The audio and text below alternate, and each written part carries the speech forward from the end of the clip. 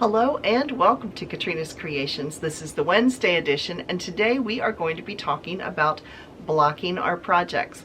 Now this tutorial will work for knitting and crochet, for both, because you're going to do the same thing with both of them. This is a shawl that I have just recently finished, and it is completed with the blocking.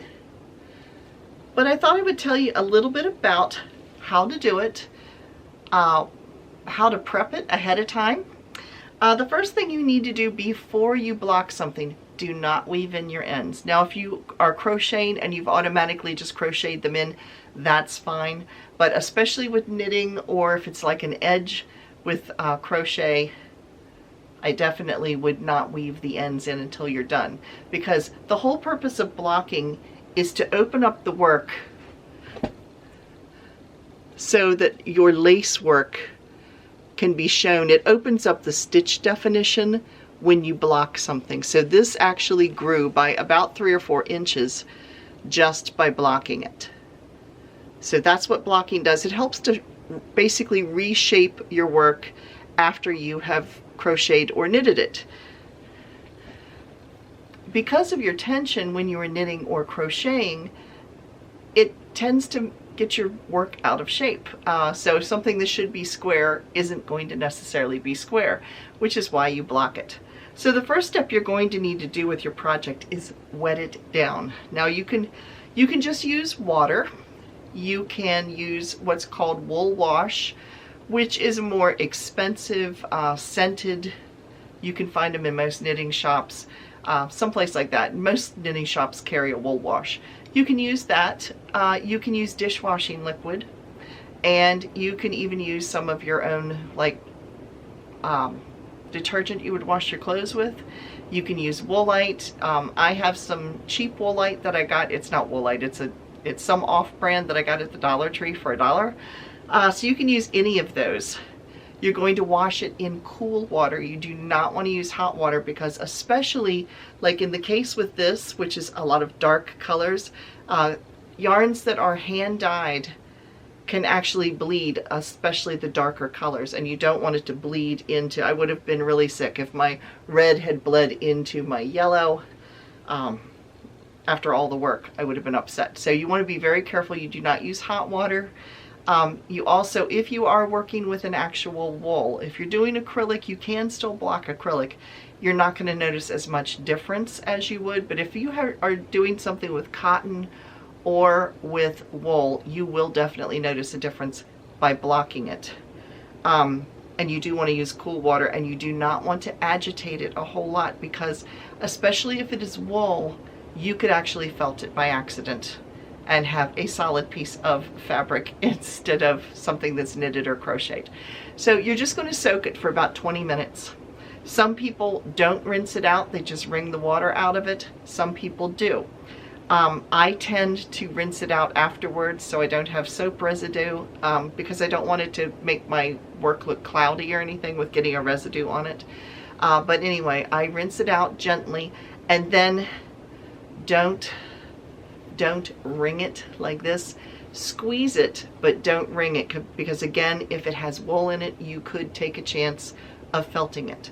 So you're going to press the water out of it. Some people actually use a salad spinner, and that works great, just to put it in like that. You can also put it in your washing machine, not through the whole cycle, but through a gentle, not the rinse cycle, but a gentle spin cycle. And you could do that to get the water out of it without agitating it. The big thing is you want to get the water out, but not agitate your work. So once you do that, then the actual blocking begins. So I'm going to turn the camera around and show you how to do that. So the first thing I want to show you is my blocking boards. Now, some of my blocking boards have actually got mildew on them here, because I keep this upstairs, and I actually blocked something that was a little too wet. I didn't wring it out real well, and it was during the winter time, and it did not get warm enough up here, and it actually left mildew spots on my canvas. But this blocking board set was my mother's, and it's actually 3 layers deep. You can see there's one here, here, and here. There it unfolds. It unfolds like an accordion, and actually would completely cover the bed.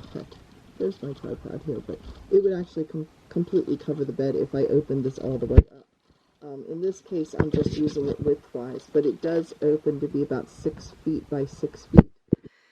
Now, you don't need an expensive blocking board like this. I block small things on my ironing board.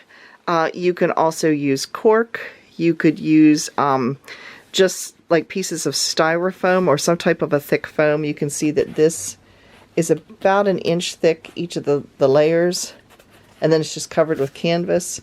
It doesn't really need to be covered with canvas, but this one is. I've even used, you can buy like rubber squares that fit together. Oop, there's thunder. Rubber squares that fit together like a puzzle piece, and you can use those too. I will put down in the links in the under knit picks, I will put where you can get some of these because they do sell them if you're interested.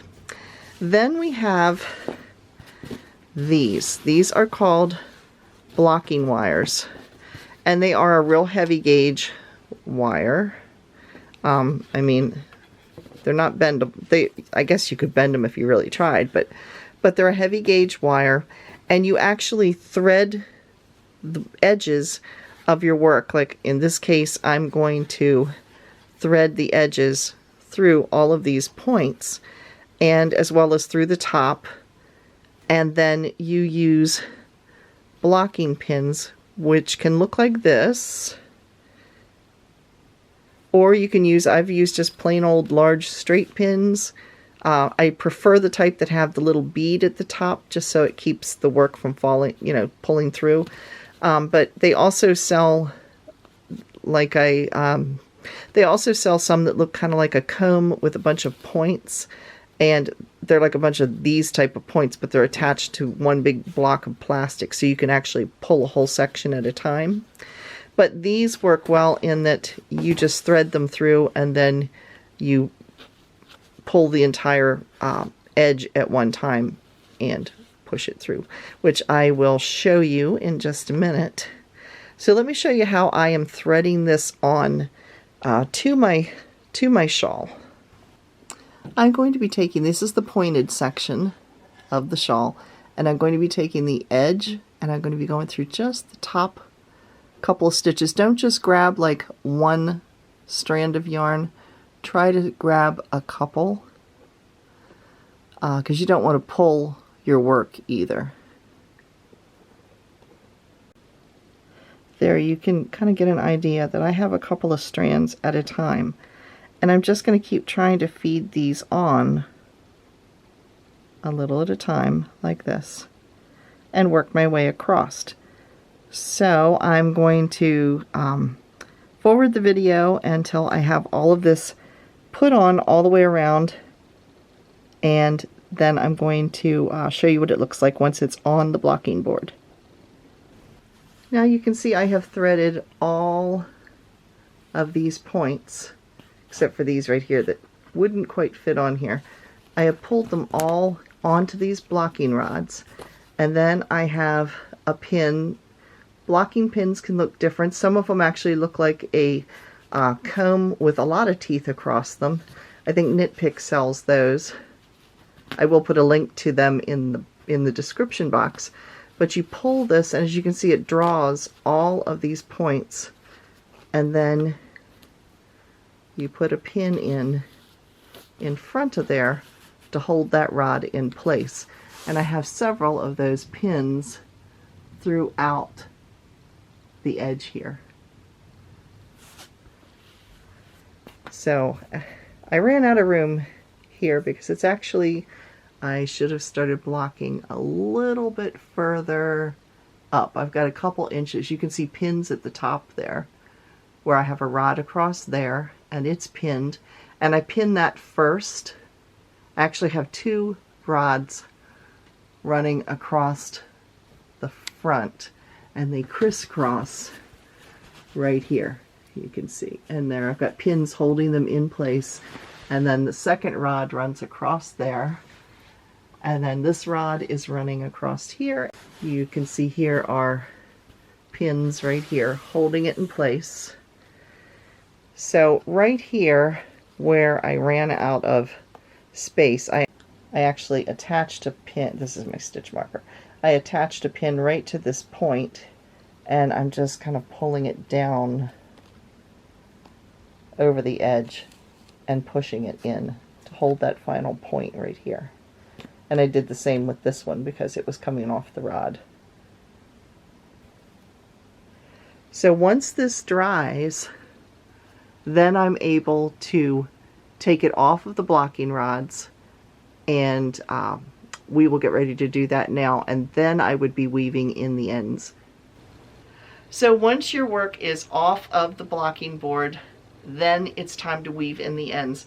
The whole purpose is because you're stretching this out. If you had woven the ends in ahead of time, and I did this once, you're stretching it out and you're pulling all of those ends out if you're stretching a whole lot with your work. So it's best to wait till the end, then weave them all in, and then you are truly finished with your project.